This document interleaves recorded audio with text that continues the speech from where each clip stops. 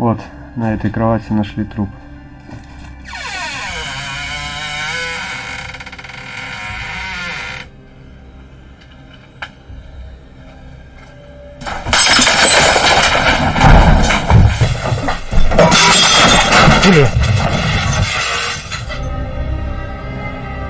Dark Ghost. سلام دوستای عزیزم، خوش اومدید به ویدیو امروز. دوستان طبق قولی که توی ویدیوی قبلتون دادم، امروز قراره یه ویدیو فوق‌العاده جنجالی و ترسناک رو ببینیم از جستجوگر معروف روس دنیز. دوستان توی این ویدیوی فوق‌العاده ترسناک دنیز رفته به یه روستا و یه خونه که داستان فوق‌العاده ترسناکی پشت خونه هستش. بله دوستان، قبل از این دنیز خودش داستان رو واسهتون تعریف کنه، خودم یه دور داستان رو قشنگ واسهتون تعریف میکنم، چون زیرنویس شاید بعضی از جاهاش رو درست ترجمه نکرده باشه. دوستان اینجا یه خونه است توی یک روستا توی روسیه. داستان این خونه از این قراره که یک مردی که تنها توی این خونه زندگی میکرده به هر حال به تشخیص پزشک قانونی، البته به دلایل طبیعی مرده.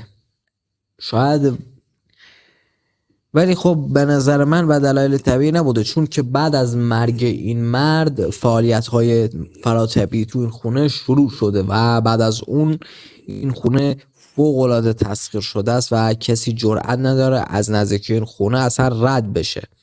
حالا دنیز توی این ویدیو دنیز اومده که بفهمه جریان این خونه چیه و سعی کنه با این روح که این خونه رو تسخیر کرده ارتباط بگیره.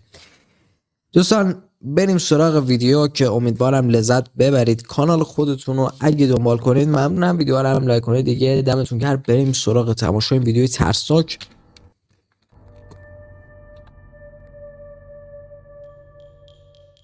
Сегодня я нахожусь в жутком доме с призраком. Насколько мне известно, этот дом не связан ни с каким колдовством.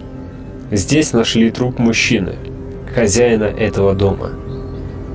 По показаниям судебной медэкспертизы, мужчина умер естественной смертью, то есть без какого-либо насилия.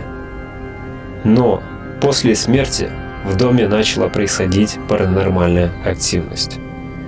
Сегодня я попытаюсь выяснить, что же на самом деле здесь происходит и кто здесь обитает. Друзья, внимание! Важная новость о моем канале. В YouTube на территории РФ отключили монетизацию. YouTube стал нестабилен и может в любой момент заблокировать мой канал. Поэтому, чтобы в случае блокировки были متاسف دوستان، درآمدهای کانال یوتیوب دنیز هم انگار تعلیق شده. فکر کنم به خاطر جنگ روسیه با اوکراین همین بلا سر تیم مرزوف هم اومده و خب لینک های مثلا درآمد من لینک های حمایت دلاری و یا ارز دیجیتال هم دارن که اگه کسی توانایی داشته باشه میتونه بهشون کمک کنه. البته یه مدت میبینم یوتیوب سر روسا خیلی حساس شده یا موضوعات ترسناک حتی. نمیدونم چرا. دوستان این همون تختیه که این جسد روش پیدا شده.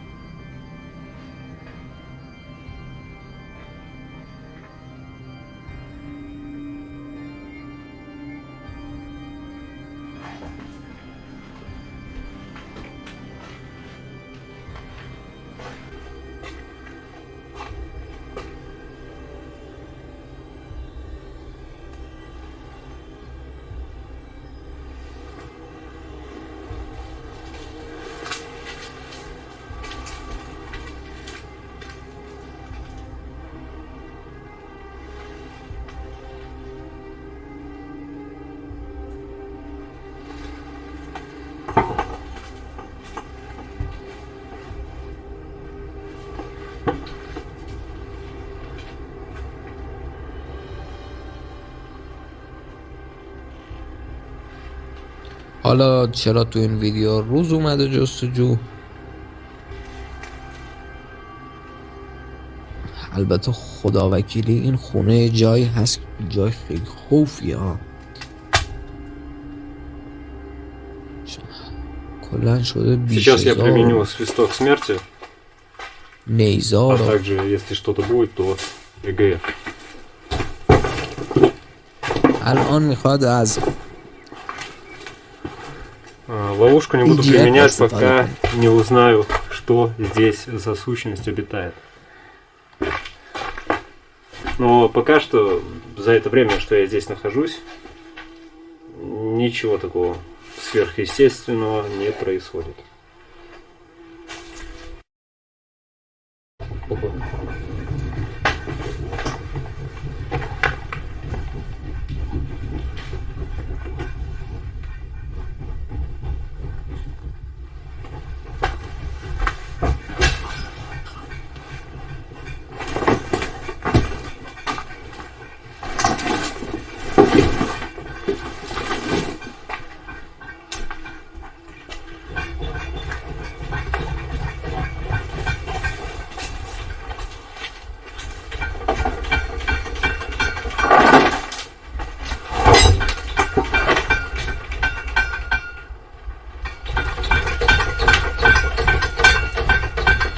یا خدا کمودو نگاه کنه دوستان.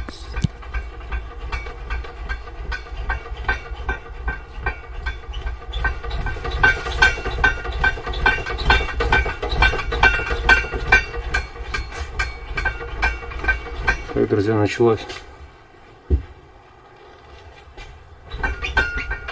دوستان به محض اینکه این EGF روشن میشه این موجودات ماورایی قدرت میگیرن.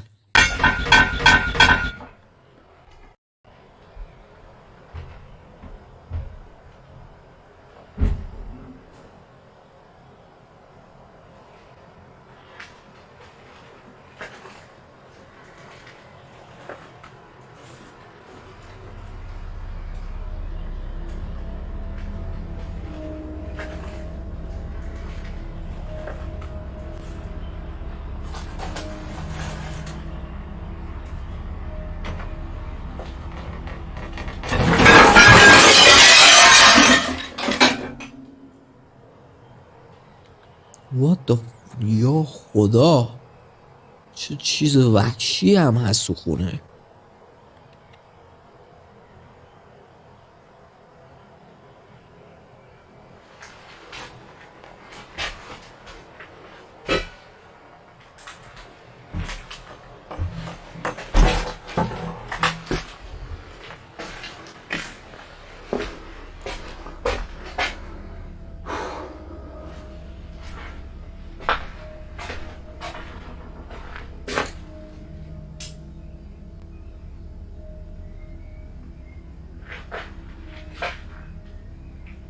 Свисток сработал, а вот почему мне не отвечает ПГФ, этого я не могу понять.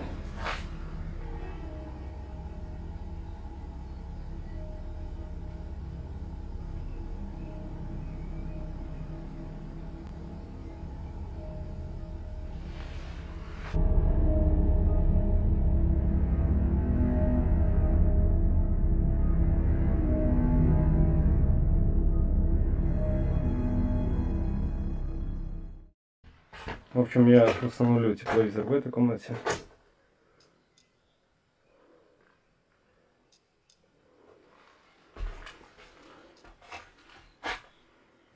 این تصویرگر حرارتی دنیز دوستان توی ویدیوش کامل قیافه این یه روح تسخیر شده رو نشون داد. اگه درخواست بدید توی کامنت ها حتما واسهتون میذارمش. پنجره باز شد یا واقعا ترسناکه واقعا.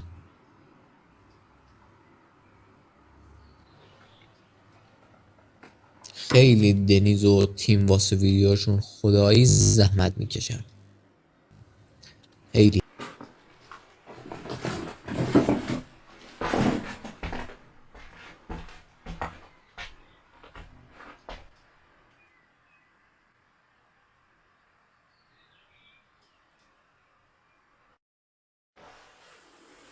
Да, у меня сейчас, конечно, тут проблема установить. Я не взял штатив для телефона, чтобы установить тепловизор. Плюс сейчас еще переходник надо взять. Ну, переходник хорошо, что переходник у меня здесь с собой.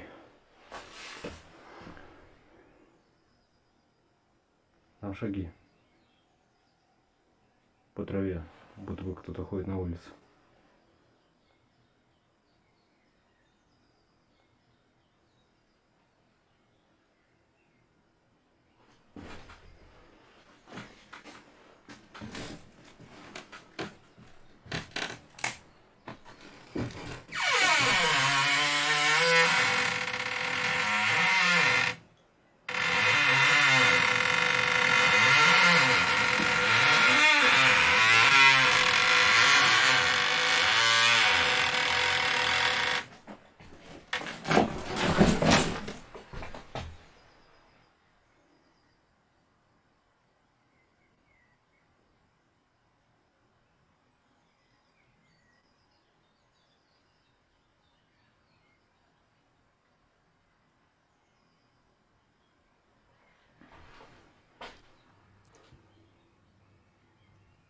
چقدر خونه هم خراب شده.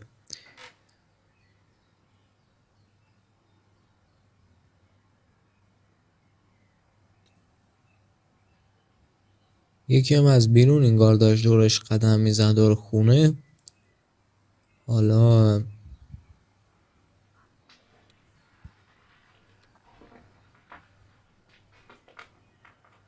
واقعا خطر ریختن همچین خونه هایی هم زیاده.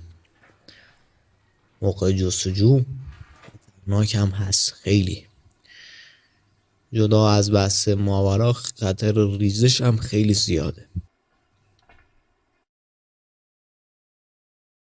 Так, друзья, камеру с тепловизором я оставлю здесь, а сам выйду на улицу.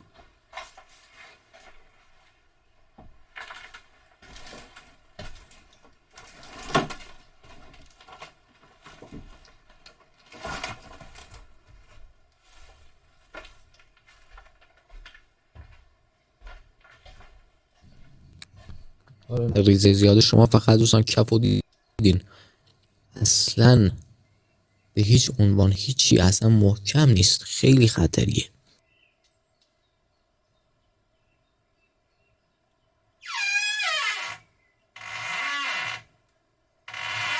اوه اوه اوه خدا. دوستان به این تصویر حرارتی نگاه کنید، به گوشی این موجوده توش معلومه قشنگ داره تکون میخوره. Оставляю здесь камеры, 2 ночные и одну основную с тепловизором. Сам с этой камерой GoPro я выйду на улицу. آها الان دیگه شب شد و قسمت هیجانی ویدیو الان دیگه خود شروع بشه. چی؟ چرا شب نشده؟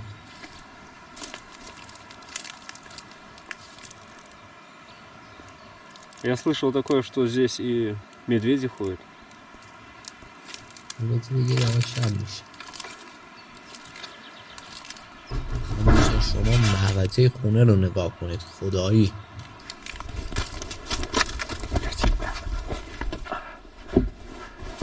چی بود؟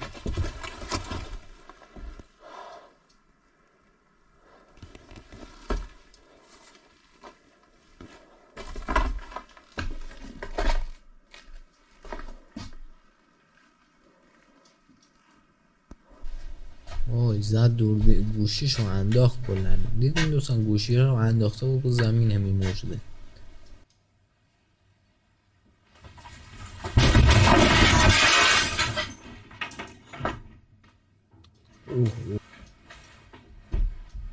چقدر خطرناکه،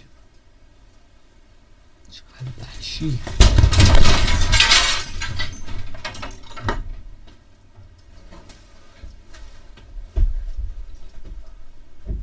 دوستان اربا رو تو هوا میبینید؟ چند تا ارب تو هوا بود. هر جا دوستان تو ویدیو اربا رو هست دیگه جا به جایی تکون دادن این وسایل دیگه 100%. شکستن و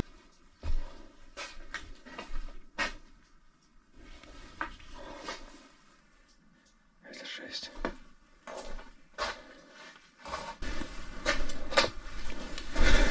Кондиционер.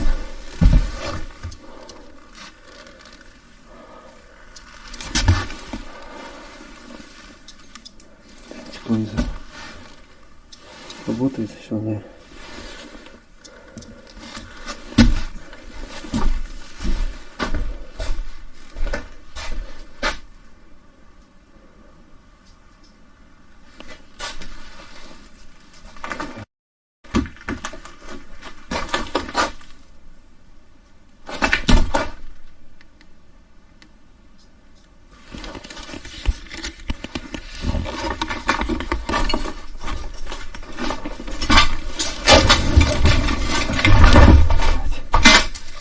Это просто.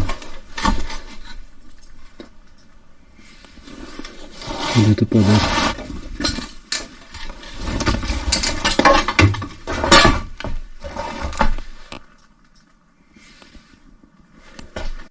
Сейчас я пройдусь еще с тепловизором.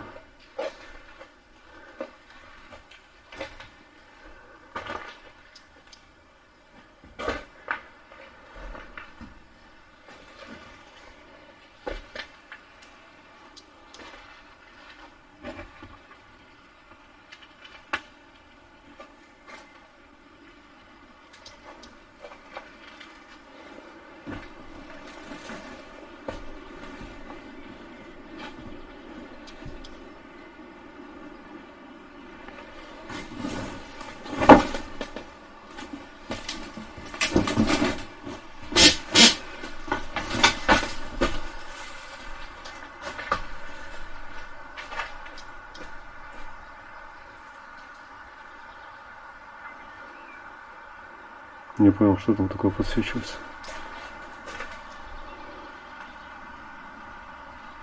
А, это, наверное, от солнца дверь нагрелась.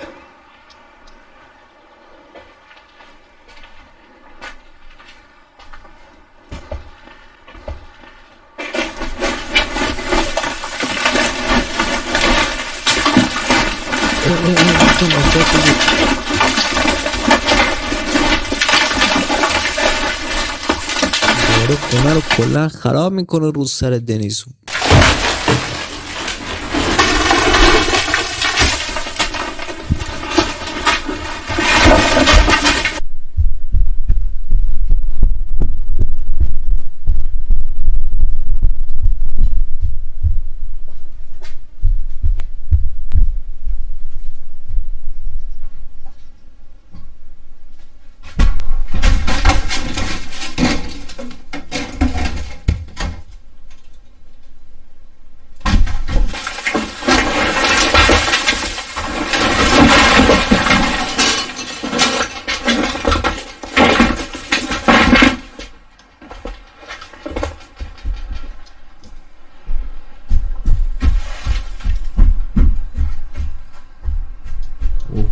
اوه واقعا دوستان خدایی خطرناکه، خدایی.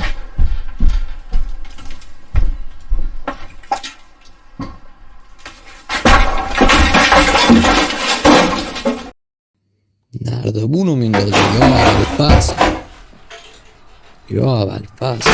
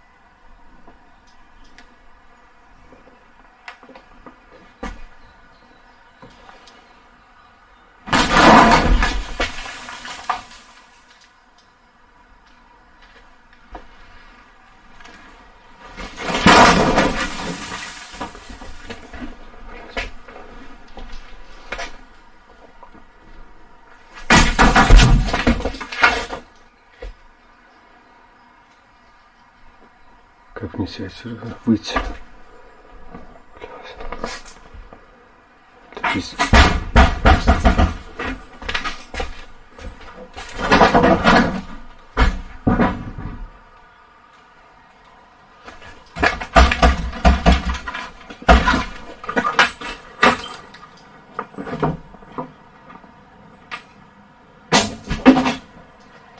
Он повсюду.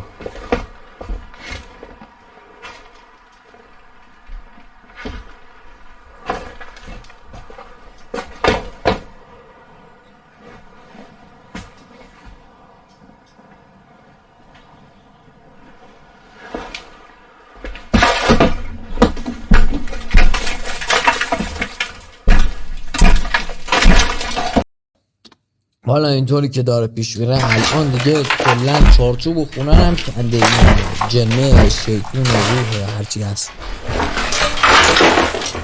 فکر کنم یه بیلی گرفته دستش همینطوری داره میزنه تو در و دیوار کلنگ و بیل و فکر کنم تو زندگی قبل وقتی زنده بوده کارگری چیزی بوده، اوستا ساختمونی.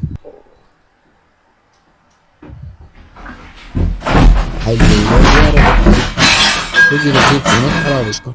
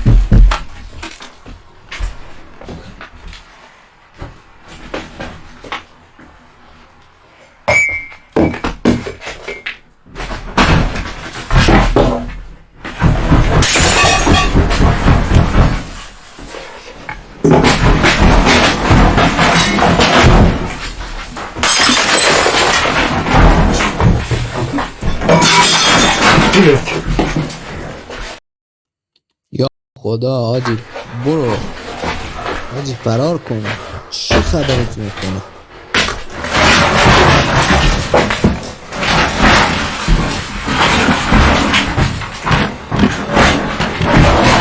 پنجره در میره.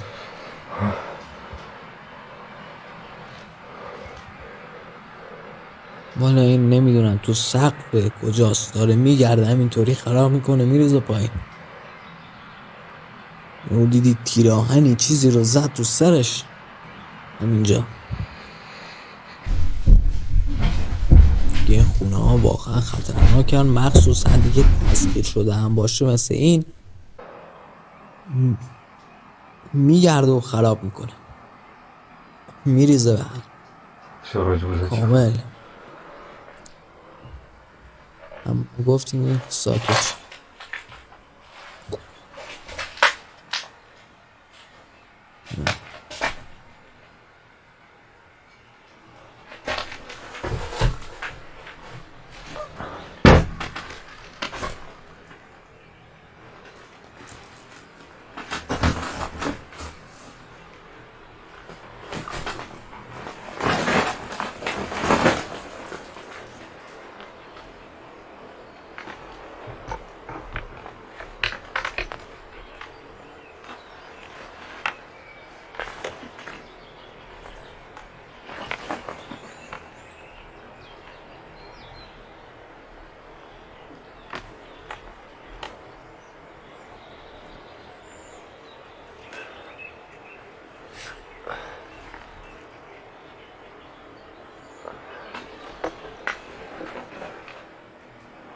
вроде все утихло.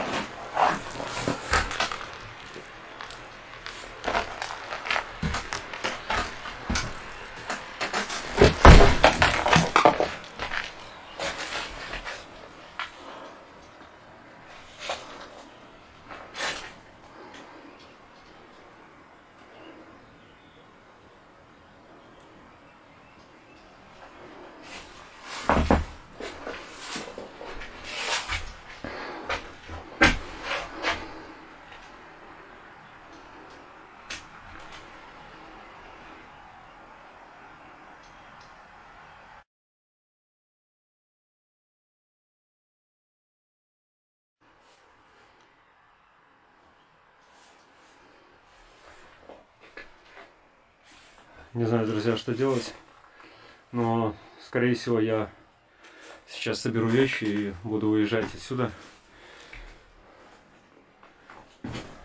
Сюда нужно вообще было привозить мне ловушку.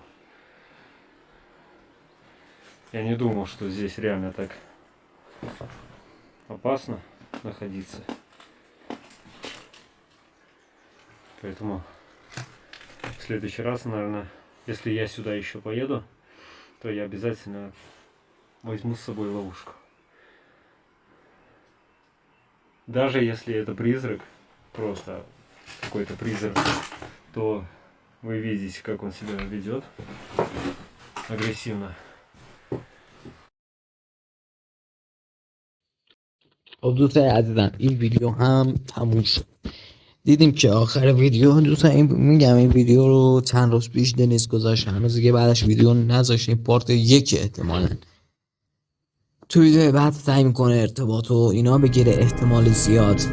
دوستان اگه تا اینجا تماشا کردید که واقعا دیگه دمتون گرمه، چون معمولا کسی تا آخر ویدیو رو حوصله‌اش نمیشه تماشا کنه، ولی خب اگه شما الان صدای منو میشنوید واقعا دمتون گرم. تا ویدیوهای بعد همتون رو به خدا میسپارم و فعلا خداحافظ همگی.